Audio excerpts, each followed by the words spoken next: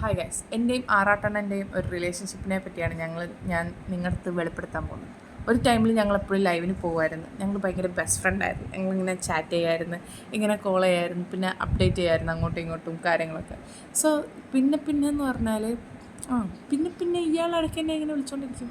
അങ്ങനെ ഞാനും റെസ്പോണ്ട് ചെയ്യും, ലൈവിന് വരുന്നില്ലേ, ലൈവിന് പോവാം, അങ്ങനെയൊക്കെ.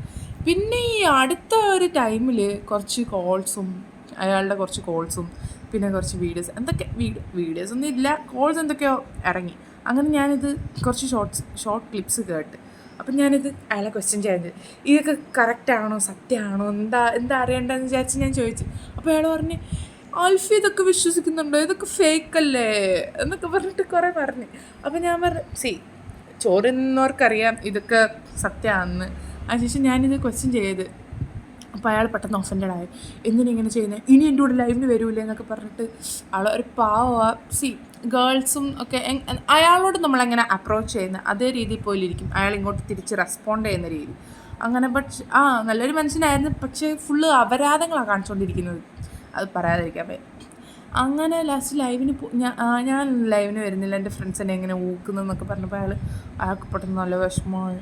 അയാളങ്ങനെ തന്നെ ബ്ലോക്ക് ചെയ്ത് ഗായ്സ്, എന്നെ എല്ലാത്തിനും പിടിച്ച് ബ്ലോക്ക് ചെയ്തു. എൻ്റെ വാട്സപ്പ് നമ്പർ ബ്ലോക്ക് ചെയ്ത്, എൻ്റെ കോൾ ബ്ലോക്ക് ചെയ്ത്, അയാൾ എൻ്റെ ഇൻസ്റ്റഗ്രാം എല്ലാം ബ്ലോക്ക് ചെയ്ത്. നല്ലൊരു ഫ്രണ്ട് പോയത് എനിക്ക് വിഷമമുണ്ട്.